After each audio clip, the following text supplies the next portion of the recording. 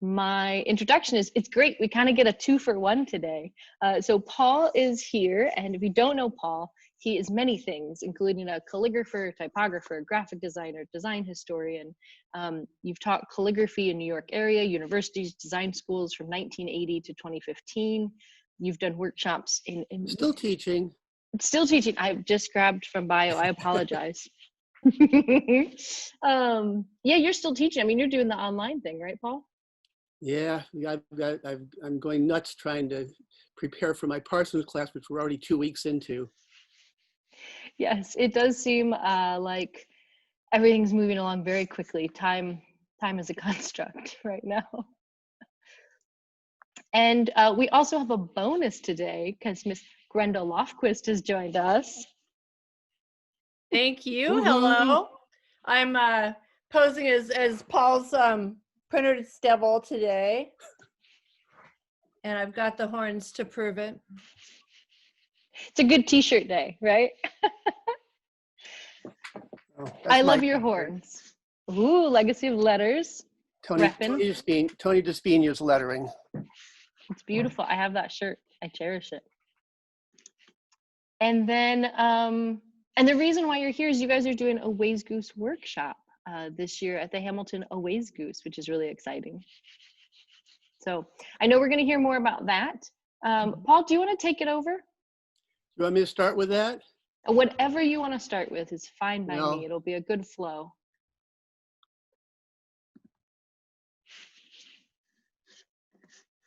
Let's start with that since Grendel's already here. So last year, Grendel and I did a workshop. It was our first time teaching together, and we called it Black Letter Without That's Black not Letter. true. That's not true. I got to interrupt already. Not true. You were my TA. Yes. For Cal RBS in 2018. I'd say that counts. But you were not officially the teacher. Here we were co-teachers. Mm-hmm. All right. Our idea was to combine calligraphy and letterpress printing. And Grendel came up with the technique for doing that with this special vinyl that she found. And we're both black letter fans, so we thought that to make it easy on people, we would not do any actual black letter, but it would be black. Whoops. So we did Neuland, if you know the typeface, but it's become an alphabet for calligraphers. And so we were using the typeface and calligraphic interpretations to get people to make swear words and then to print them. So there's everybody cheerfully, after they've done their calligraphy, cutting their words out of this material. What's the name of it, Grendel? It's sandblast vinyl, and it's got an adhesive back. And these photographs are courtesy of Ben Blount, who's a letterpress printer. And he was only the first one. Oh, this one's not? Okay. No, these are my photographs. And that's Mary Mortimer in the back in the yellow apron. Mary was the devil. Carl, whose last name I don't know. And you can see all the work they did. Many, and I can't remember this woman's name. She was so enthusiastic. Who, the top one or the bottom one? The top, that's Grendel at the bottom. Oh, that's me, yes. But I don't remember who this woman is and who this guy is. But she was at some other conference I was at. Anna Sophia Maria, yeah. Anna Sophia Maria. Yeah.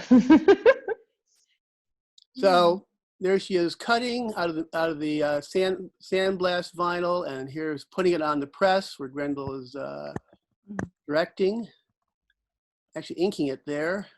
Whoops. Whoa. And Grendel in devilish mode. Ooh, a pair of scissors. Don't run, Grendel, with scissors. Yeah, watch out when I'm armed. I like the model in the back. Such a contrast. And then here are two examples of the final thing. There's Sarah holding up hers and Carl holding up his. So some people did obvious swear words, 4-letter Anglo-Saxon standbys, and others did them in other languages or did substitutes. And that is it. So what we're going to do this time is a spin-off of that. We're actually going to do black letter with black letter. But we haven't actually come up with a title, Grendel, but that might be the title. So we're going to go back to Rudolf Koch, the German calligrapher, type designer. And this time we're going to look at his textura black letters in calligraphy and in type, and have students do calligraphy based on his work, and then cut them out of that sandblast vinyl and go through the exact same process. And then print up your own little broadside. We're not sure what the text will be this time. It might be swear words again, especially at this time of the political campaign. Or maybe we'll just do 5-letter words. Yeah, I like the idea of 5-letter words. Can chew on that one. You're going up a letter each year. No, you guys can chew on that one. Think about it for a moment. Anything I you want did to say? put the. Oh, I was just going to say real quick. I put the link over in the chat. So if anybody wants to sign up, I think the only requirement, right, is that you need like a Vandercook or a show card style press. So you need access to one. Great. Right. I mean, you don't have to have your own. If you can, somehow get access to one at a book art center, or a friend who's got a letterpress or something, within whatever the coronavirus measures of your locality are, then, that's all that matters to us. Right. And you could even do it with an etching press. I mean, you could even maybe do it with a spoon and some thin paper. Actually, Grendel, all you really need is a brayer. Yeah. Yes. You have a brayer to ink the vinyl, and then you put the paper on. Yeah, you can just use like doing a monoprint. Just anything to smooth it down, right? That's right. So it's a little bit more versatile. You probably get better results with a press, but Well, but you might get some pretty funky ones otherwise. A little bit of distress imagery. Little what's the guy from Holland who used to do all that stuff? Werkman. Some Drucksels. H.N. Werkman. You don't want to end up like he did, though. As long as we keep Bill Barr out of the workshop, we're fine. Anyway, anything else about the workshop, Grendel? I think that's cool that we kind of figured out that you don't even need to have a press to take it, right? So we can actually get more people on board. And we're working on convincing Jim and Bill to up the number of people who can participate. I mean, this is Zoom after all. We might as well get a lot of people. Right. We're not limited to 2 presses or however many we had last year, right? Or the physical space. Right. Didn't we only have 1 press last year? Last year, yeah. One press, I think, only. No, we had 2 presses. Oh, we had 2. 2 show cards. That was your part. That was what you and Mary were handling. I was out of it at that point. All right. I told Stephanie, I talked the other day about what people might be interested in. So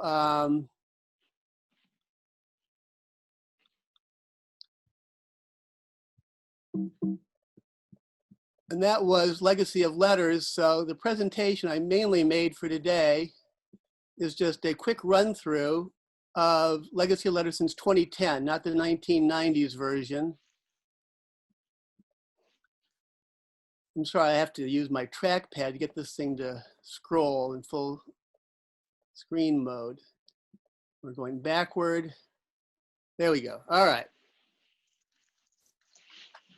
So there's my teeny nod to W.A. Dwiggins. So Legacy of Letters was an idea that Garrett Bogey had back in the 1990s, my partner in Letter Perfect type design. He wanted to do tours of Italy that were like the ones Michael Twyman was doing at University of Reading with his students, but for people who weren't students at University of Reading.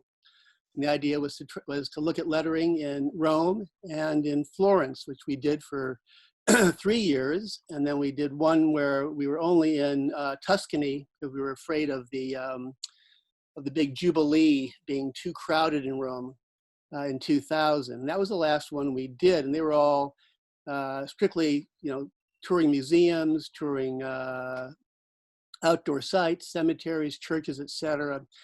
And then Alta Price and I restarted Legacy Letters in 2010, with it being the idea being the same thing, except we were going to do Northern Italy because there's so much great stuff up there in Verona, Vicenza, Venice, Padua, etc.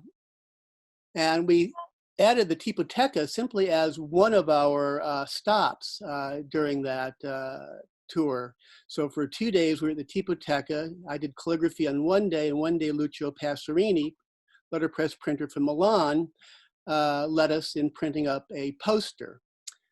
And the next 2 trips, we kept expanding the letterpress a little bit more, a few more days. Actually, in 2013, we had Tony DeSpina as a guest, and he was doing lettering. It was our first guest person. So here's Lucio. I really have no pictures of us printing in 2010, but there's Lucio setting type for us. And then in 2012, he was our in-house printer for these 3 years. He's from Milan, and he often prints at the Tipoteca. They recommended him, and I already knew him from friends in Milan. So there's David Shields, who was in that group over there on the right, along with Maureen Hoffman, designer in Seattle area, and there's my colleague Alta Price. And below you can see myself and David and Lucio all arguing over how to set up the type. And that year we had, in 2012, we also had Clint Harvey from Australia and Diana Pasovsky, and they did the most amazing thing. The first year, in 2010, we simply printed up a poster with everybody's initials. It was pretty boring, but for one day, it was all we could do. In 2012, we actually printed up a single sheet, but it folded in half, and then if you cut it, you could turn it into an accordion book. And everybody had a letter of the word alfabeto, which is alphabet in Italian, except Clint and Diana offered to swap so they could get the E and the T together. And they turned it into an ampersand based on calligraphy I had done. And Diana came up with this pattern and this little skull and crossbones for you, Grendel, in the middle there. And then after doing this, Diana said, why don't we take every other ornament and flip them upside down so all you have is a blank? It took 4 people. You can see here they're starting. Later on, other people chipped in with tweezers, pulling the ornaments out and replacing them. Here's Lucio printing the first run. It was 2 colors, orange and green. And there's the printed poster uncut, little scissors right here telling you where to cut. And here is the redone ampersand with the skull and crossbones. David Shields did this, did the L. And a woman in her 70s from England, a calligrapher, she did this. Those are the names of her grandchildren. She was going to do a quote from I think T.S. Eliot, and discovered it was too long, too much time to set the type. Patricia Vining from LA did this one. And a Apple computer guy did this one, Tim. And this is, I think that's Sasha from England. And that's Maureen from Seattle area with the Q as an O. The next year with Tony, we did a couple days of learning how to do the sort of lettering that's on my t-shirt. That's how this t-shirt ended up getting done. And it was amazing that in only a couple of days, Tony was able to teach people who had no lettering experience and make very credible, incredibly excellent work, strictly through, one-on-one instruction. That's David Wolski at the top. And then there's David below, working on our print with Lucio. Dennis Ichiyama was in that group. And there's Dennis thinking about his design for the group print down below. And here's David's sketches for his part of the print, and Dennis working on his. So Dennis, each person got 2 letters because we only had 4 people plus one who was not part of the letterpress day. And David took the title page and the O, and Dennis got 2 letters side by side. David's wife did the B and the I, and Judith from Chicago did the D and the date. I did the covers. So David's O is all about a quote from Tony DeSpina about when you buy a donut, pay attention to the whole. So that's what this sketch is and this design is. And the background on Lauren's eye is a bunch of other eyes. We also did individual keepsakes, at least some people did, and I'm not showing you David's, but his was just a bunch of wood, what do you call them? My brain just went dead, I'm sorry. The mustache shapes, the wooden dividers.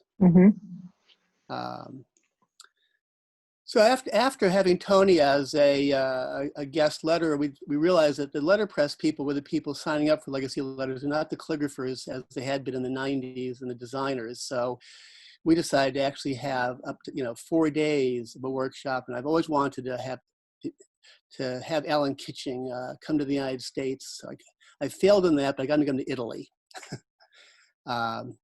And did a workshop and had great t-shirts in yellow and orange, so that when you turn around, you can always see what the workshop is. And there's Alan, the Laura Del Mazo, a Italian member of the workshop. Ray Tommaso, who passed away this summer, was in that workshop and in the next one. And there's Ray looking a little bit confused, but it's a picture I haven't shared yet, so I thought I'd include that one.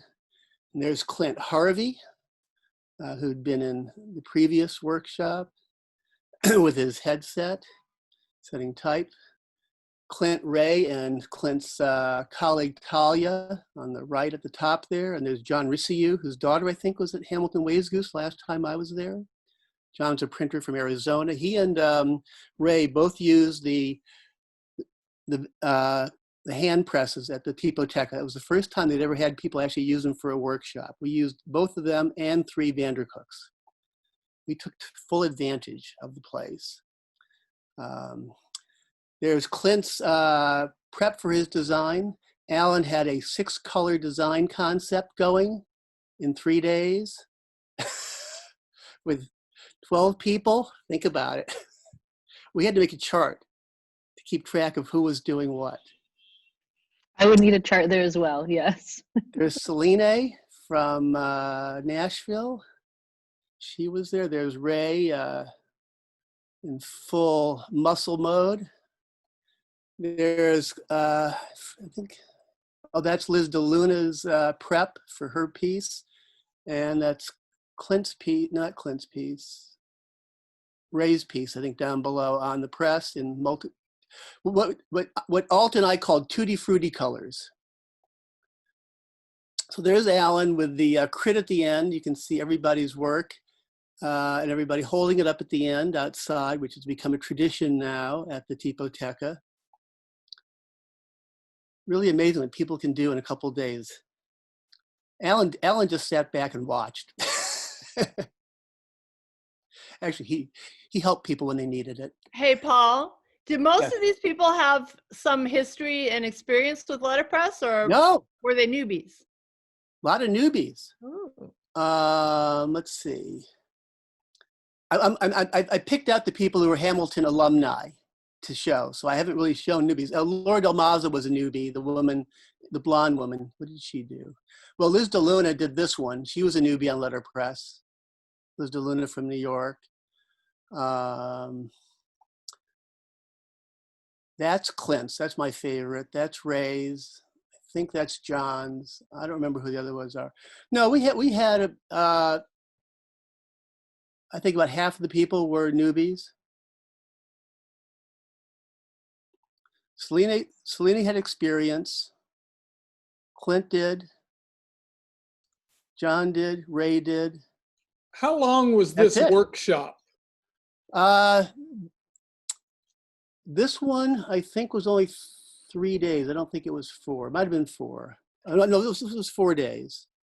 Okay, that makes a difference. It's 4 days. It's from 9 in the morning till 7 in the evening with a break for dinner. I mean, not dinner, but lunch. And we take lunch seriously. Alan wanted us to have lunch for 30 minutes in the workshop on the first day. And we all looked, and all I looked at each other and said, Alan, this is not going to happen. Not in Italy. We're at the Not when you can have Tipoteca. something delicious. We're at the Tipoteca. They had just started their restaurant that year, 2015. So we said, we're having a regular 1 hour lunch. And he was like, but how are we going to finish things? We said, we can go to 7. This is Italy, not England. He's like, okay. And after the first lunch, he said, this is great. Once he had his first Campari and soda at the restaurant. We've actually been expanding the number of days since. This summer we were supposed to have 6. We didn't have one this summer because we're not allowed to travel to Italy as Americans. So we then decided to go for somebody totally different from Alan as our guest. And since Eric Spiekerman had retired and started his letterpress shop in Berlin, I immediately asked him if he would come. He said, only if I can bring my wife and my assistant Ferdinand. And it was like, no problem. I knew Ferdinand and we weren't paying for him. They were going to bike down. In the end, they decided not to. But they brought their bikes and they used them all the time. So we actually had 3 people helping us to run the workshop. With Alan, we had Naomi Games came, the daughter of the poster designer, but she simply helped out with basic things like collating, not with actual letterpress printing, while Susanna and Ferdinand helped with the printing. I haven't shown them here. Ferdinand is right there, if you don't know him. So there's Eric. And I found this great photo of him looking incredibly happy. I don't know what it was he was holding, but he was incredibly happy, which is always good to see for a German. You know, Paul, I know what he's holding. It's a typometer or something, right? Yeah, it basically measures your type high of your press bed and it retracts so it doesn't get ink on it. And he's super happy because it's a German invention. I think he's happy because he brought it with him and he needed it at the Tipoteca with all that type that's, French height and, Southern Italian height and Northern Italian height and he's Vatican very height. proud of that. And Mussolini height, who knows? There's Gloria Condrup from California. She'd had experience. And for some reason, she was incredibly happy at that moment.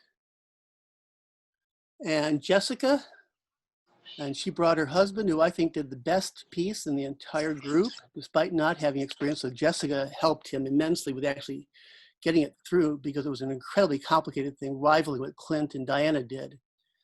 I don't know what she's doing here, but she looks serious.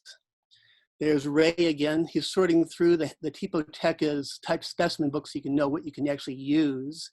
You can't use everything they've got. This is Tim in the background. That's Jessica's husband. And I had to show this one to Gerald because she's got a Hamilton t-shirt. And that's Susanna looking over her shoulder and her husband in the background. Love Gerald. Love her shirt. Love what she's doing. And there's Gerald and Gloria and Jessica and Linda from University of Illinois in the background. And here's some of the pieces that we did. So Eric had a lot of ideas for the project, and when he actually got there, he scrapped them all, which disappointed me. He had some that were all like learning how to do things like one color, which would have been a nice contrast after Alan. But he allowed 2 colors, and he actually allowed Linda to use gold as well. I think against his better judgment, but this was all about playing with words. And so inspired by Fortunato de Pero, the book was bound with bolts. while Alan's was simply sheets in a folder, and the one we did for Bedoni in 2013 was just an accordion fold. So there you can see Ray's wife and Ray. Here's Leon, an artist from San Francisco who did my favorite piece, Gloria, and there's everybody. And I'm holding up the cover because we couldn't figure out how to hold up everybody's pieces after binding them, or bolting them rather. I never bolted mine. After that, I'd been trying to get my friend Peter Crudi and his wife to Italy, and so this is my way of doing it with Tipo Cibo Vino, which was a new idea that Sandro and I had in 2016 that failed, which was to add food and wine officially to the tour. It's always there. We always make it part of the lure, we hope, but when we tried getting people in 2016, we failed. We only got 3 people. This time we got a full group, and we had an amazing time. And I'm only showing you the workshop part, not the food and the wine part, which everybody remembers. So there's Peter Crudi, who runs Peter Crudi Editions. He's very different from Eric and Alan. Eric's a graphic designer, as is Alan. Peter is a printmaker, and he works often with artists. So we were trying to use imagery last year, and so we only used a little bit. But the idea was to try to, work with unusual techniques. There's Laura Toms, I think, in the background. And of course, we used the hand press. That's Sayer, his wife. She's got bookbinding experience. So our plan was to make a book based on a menu for a restaurant for the different courses. And here's Laura holding up somebody else's piece, not hers, but looking incredibly proud. This was a piece that we were just debating whether to add a second color to it. We did in the end. I had to have the person sign an agreement in blood, because otherwise she was nervous about adding the second color. And there's Laura with her own piece. And this is Lucio. There are 2 people who are called technicians at the Tipoteca. I think one of them is just retired this summer. I think Lucio did. The other is Daniele. So there we are in Venice, in an amazing room. That's only part of the size of this painting. And there we are below, holding up the pages of our course. We didn't finish binding it. So here are the unbound sheets at Peter Crudi Editions in Brooklyn. And we had a binding bee last September. We only bound about 20 out of the 40 copies. We have to finish them one of these days. And there's Laura with Janine Wong, a graphic designer, Emmy from LA. So it's a very complicated piece because it folded and had fold outs. We printed on 2 sides for the first time ever. We keep getting more and more ambitious. We did 5 days last year, and we realized we needed a 6th for binding because we were sewing these. And it turned out to be a much more complex sewing structure than Sayer had anticipated for everybody. The cover is my design. So that's a T for type. That's a shrimp or a C for food, and an upside down A as a cocktail glass with an olive in it. And that's the last one. So I'm open for questions, comments, diatribes. That was awesome. Thank you. I felt like I was traveling for just like a minute. Well, if anybody wants to see last year's workshop in detail, it's like I got like 12 blog posts on my blog where you can see day by day what we did and what we ate and what we drank. And one of these days I'll do the same thing for 2015 and 2017. It just takes me a long time to get these things up. It's a lot of work, all those photos and the storytelling. Well, especially because I must have 700 of my own photos, plus those that people have shared with me, which is useful to have pictures of myself and others. Paul, I've put that are link there. Paul, I was wondering if there are any tentative plans for next year. They're not tentative. I mean, once we canceled this year, I canvassed everybody in May, and everybody's still in for next year. I figured out the dates, and I just haven't posted them, and I haven't contacted people in Italy. Back in May and early June, people in Italy were all willing to, keep our reservations, because we were going to visit wineries and restaurants and museums dedicated to food. There are quite a few museums dedicated to food in Italy, believe it or not. So assuming these places, are still economically viable next year, it'll be as close as we can get to this year's planned itinerary. So you can see this year's listed online, what it was supposed to be. And we were going to start in Emilia-Romagna. We were going to start in Parma, city of Parmesan, prosciutto, and Bodoni. So meeting 2 of our 3 requirements. And then nearby in Modena, you got balsamic vinegar, and you've got Lambrusco, which if you have it properly is very good and not like soda pop. So we were going to go to Modena, and then out near Bologna, there's a private museum with apparently incredible graphics that we were scheduled to see, and some other museums in that area before heading to Venice and to Treviso, which has a great museum of posters that we saw last year. We're going to see those again. And then we were going to have 6 days of printing and eating at the Tipoteca and its restaurant.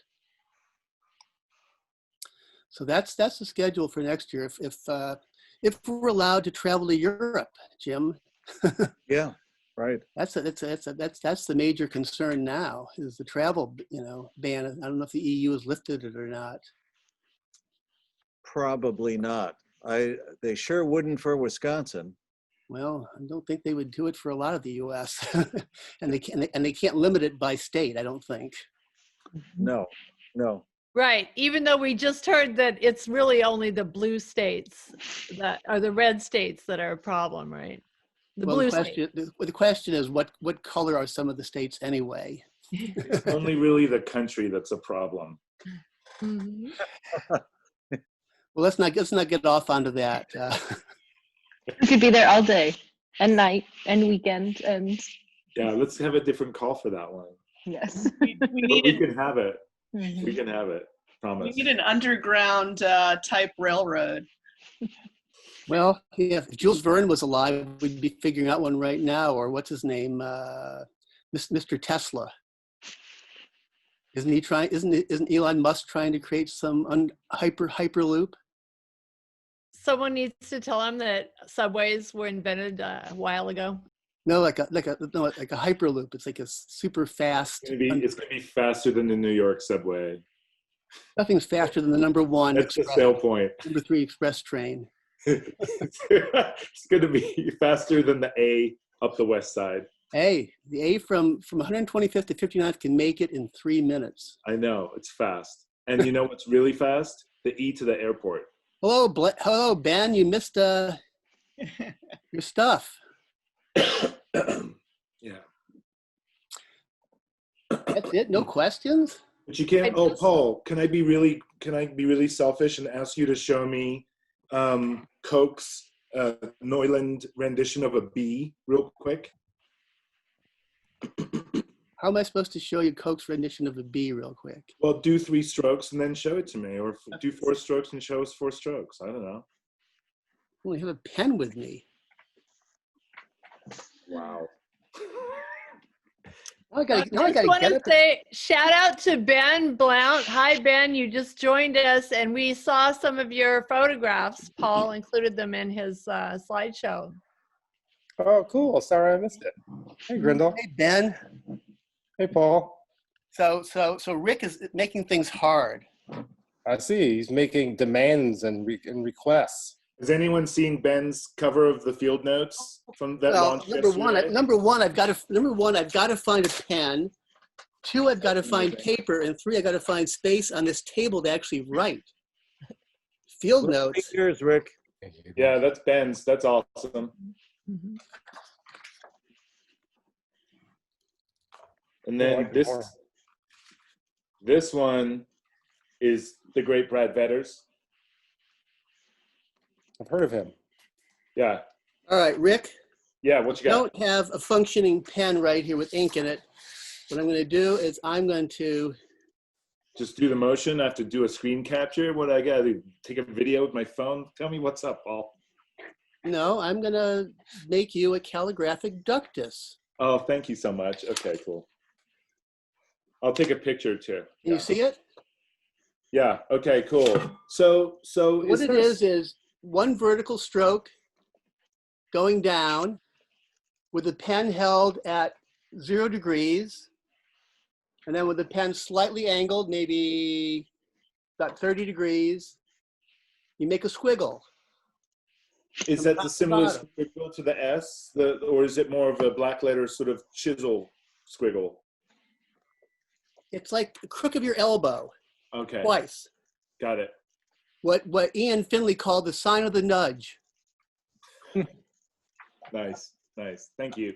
You know Ian Finley, right? Ian Hamilton Finley? No, who's that?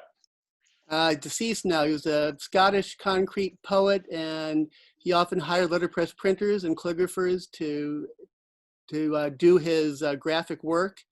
And my friend Michael Harvey did a postcard that he created called the sign of the nudge, which had this shape that was your elbow nudging somebody. Thank you so much for sharing. Somewhere you have to look up Finley. He's really amazing. He had a garden called Little Sparta, and you'll like some of his quotes from people like what's his name, the guy with the guillotine. I want to say Robespierre. That's what I'm thinking of. Anyway, so what's up, Ben? I am finishing my work day. They're letting us off early today. So, yeah, I was like, oh, wait, Ham Hang is now. I forget it like every single week. And then I went and checked my email, and it's like, the Ham Hang is starting in an hour. That was an hour and 30 minutes ago. So here I am. Perfect timing. Happy it's Friday. But Rick is the only one with any questions. I thought we were going to do a day of talking about all sorts of crazy things, like Pinterest, right, Stephanie? Oh, I literally didn't know where this ham hang was going to go, everyone. We had a wonderful call, Paul and I, on Wednesday, and we talked about dead jazz musicians and the trip. So I wasn't sure where this was going to go. Well, I wasn't planning on doing a presentation. I just thought I was going to be talking to people. And so I made a list of topics for Stephanie and Grendel, and I threw in Pinterest, and Stephanie's like, what? Why is Pinterest one of the topics? Do you listen to dead jazz musicians or anything Why? specific? Do you listen to specific dead jazz musicians when you're writing anything, or do you listen to music for inspiration or background, or are you work in silence? I don't have it on quite as much as I used to, but my wife thinks I have it on all the time. She says, I'm home, time to turn off the music. Hey, Paul, I listen to, you going, Grendel? there's a question in the chat that I think we should answer. What is your oddest calligraphy tool? All right, let me finish Ben's question. Okay. No, I listen mainly to jazz. When I discovered that YouTube actually had music, I began listening to classic rock and just trying out all sorts of things that I had never listened to in the past, including some really terrific bluegrass online. But my favorites are Thelonious Monk and Charles Mingus, even though I probably listen to more Miles Davis and John Coltrane and Bill Evans than I do those two guys. I think Mingus and Monk require a lot more thought. You can't just put them on in the background like you can with Miles and Bill Evans. And especially people like George Russell, you have to, kind of stop what you're doing, or Herbie Nichols, do you know Herbie Nichols, Ben? What does he play? Piano.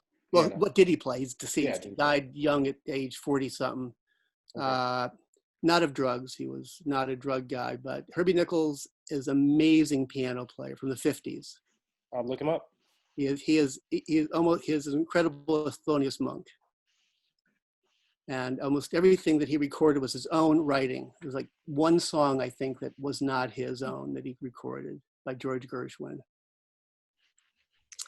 So the oddest tool I've ever used, Mm-hmm. a Lego block. A Lego block? I was teaching in Copenhagen and we were doing unusual tools. And this woman brought in Lego blocks from her kid to use. And of course, a Lego block is useless because it doesn't absorb ink. But we figured out how to combine it with some felt we bought at a carpet store in Copenhagen, and we were able to use the Lego block. Did you have a whole pen, or was it just like one block? No, it was just one Lego block with some somehow we attached some pieces of felt that we got from a carpeting store in Copenhagen to it.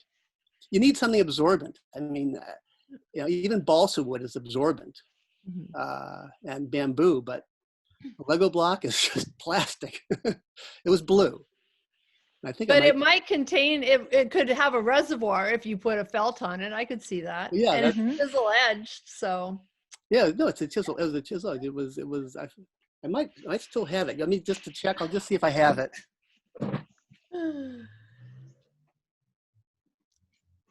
It's fun getting a glimpse into the chaos of Paul's house here. But knowing that he knows exactly where his Lego block pen is very impressive. Yes, I think there's going to be a whole new line. There's going to be the workshop, and there's going to be the line of Lego blocks. Well, it's not the blue one. I remember the blue one, but I found this thing, which is a Lego block, right? Yeah. Oh my God. Look at that. That's amazing, Paul. I'm amazed I found it. We all are impressed. So what Paul, other I wanted- questions are there in the chat? Oh, I lots wanted- more questions coming. Mhm. Let's see. Noreen Brilski has a question. Noreen asks, when did calligraphy transition from pen and ink driven to printing? Well, calligraphy is not printing. It Right. never transitioned. I mean, there's printed calligraphy, but Let's see what else we have. Thoughts on calligraphy drawing with the iPad? I don't know. I've never done it, but in preparing for my CalRBS class this summer, I was trying out the Zoom whiteboard and found that with my trackpad I could actually write. I'm not sure I'd call it calligraphy, but Well, why not? Calligraphy just means beautiful writing, right?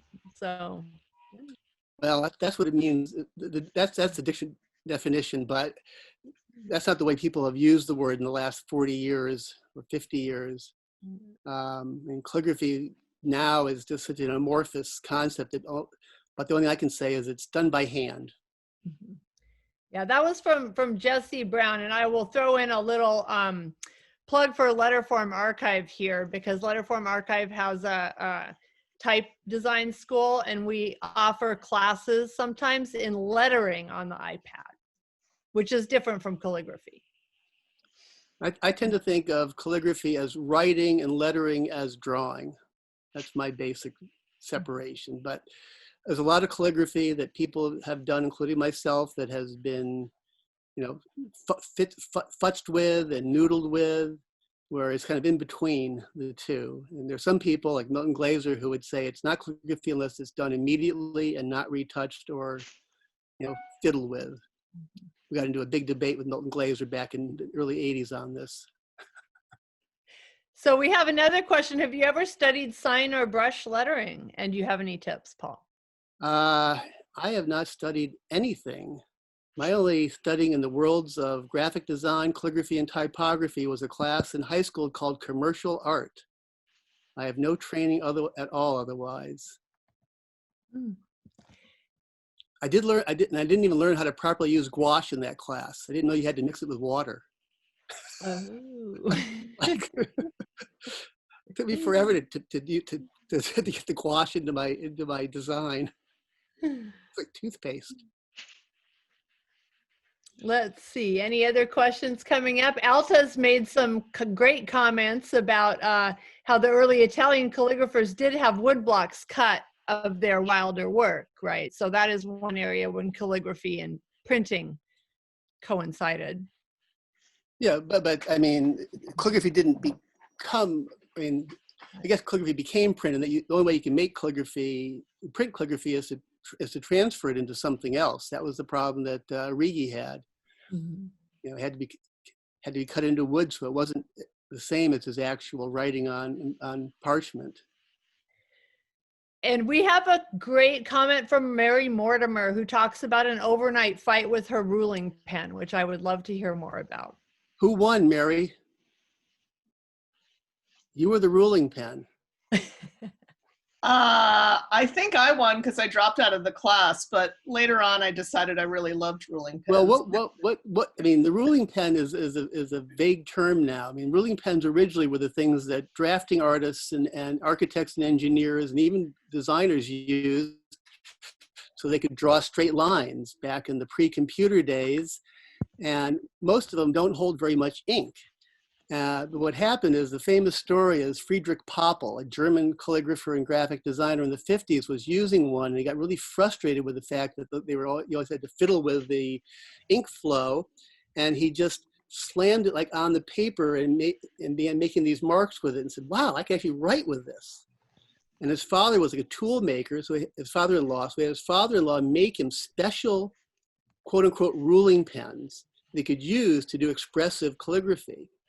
And he's not the beginning of all this, because there were Americans who were playing with ruling pens expressively in New York. But Poppel's the one who influenced everybody to make these handmade ruling pens that you buy nowadays. The Ruling Writer and all the other competing ones from John Neal. So are you talking about a regular engineering ruling pen, or one of these newfangled ones? Old school one that you had to control it, like kind of like yeah, with the knurled nut. Yeah. Came with the whole little kit, right? And you had a compass and everything else. Well, some of them worked better than others in those kits. I mean, I was teaching somewhere, and somebody brought in like 118 of them. I mean, just dumped a ton of these on the table. We were trying them all out. We only found about 12 that actually were easy to work with. One way to work with them is to actually file them down, file the point down so it's not sharp, it won't snag in the paper. And you can actually, what the New York guys used to do in the 50s, is they would actually file it down to be an angled front. Not simply blunting it, but actually angling it. I've never done any of that. I hate to mess my tools up, because then I can't, get them back. But if you've got one that's, not, a couple of them like it, you could try that, on Arkansas whetstone. Other thing, depends on how you hold the ruling pen. Have you read my article, Mary, on ruling pens? No, I will be looking that up right after we get off. All right, well, if you can't find it, I will email you the PDF. It's from the 1990s. It ought to be updated, but it talks about pen hold, it has photos.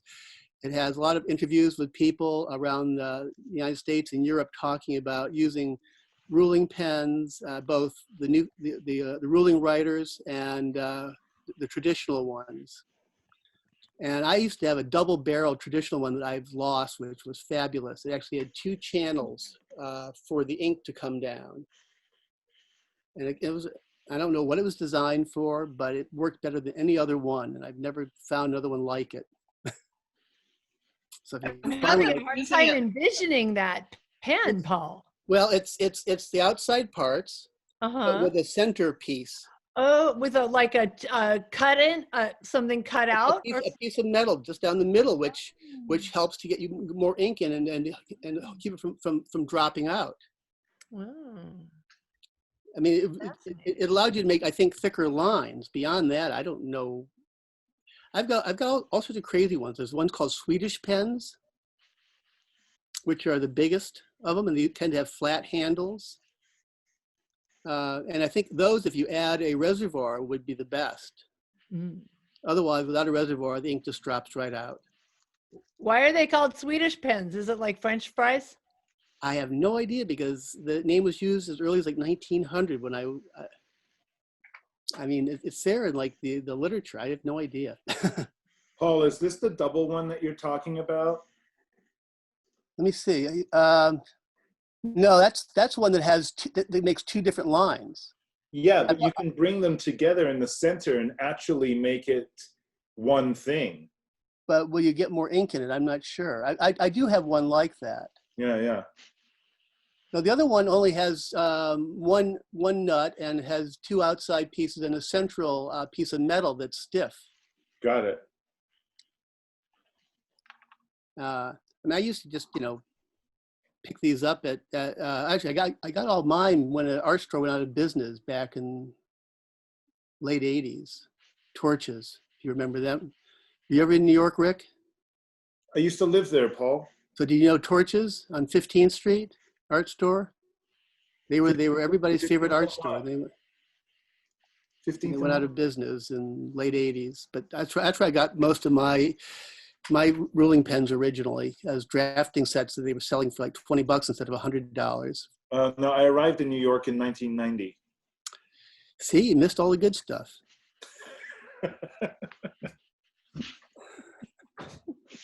You missed the top year. Question. Well, actually, we're coming up on our hour, and we are Oh. welcome to stay as long as you want to stay in the room. But I'm going to wrap up. I know some other people have meetings to go to. So, Well, I can stay a little longer if people have questions beyond ruling pens and Lego. I mean, those are good. We went places I didn't know we'd go, which is great. Yeah, I didn't even realize I still had this thing. I've looked for, and the tape hasn't died. That's always the toughest part. If any tool has masking tape on it, it's probably going to be over in a couple years. Yeah. Paul, I want to see that tool used in our upcoming workshop. Well, I could have used it for the Neuland one That's true. Mm-hmm. if I held it this way. And if I had ink right here, I could make a B for Rick.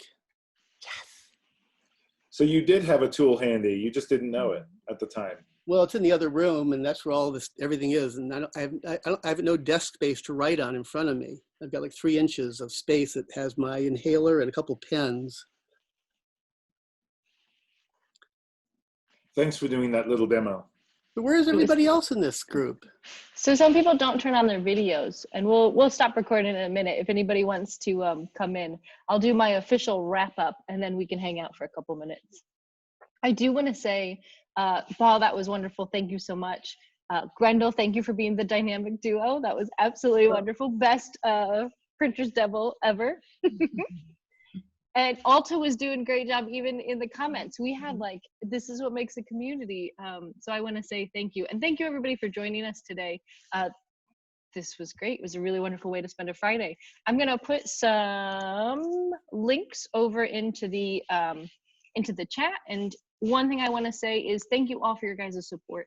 It's been really amazing. Tootsie's gotten me a list of all the people who've become members because of joining us on these Hamilton Hangs. And I want to say thank you because it allows us to do more programming like this. So if you haven't become a member, it's a really good way to support the museum and make sure we can keep doing these every Friday. So thank you so much for those people who can do that.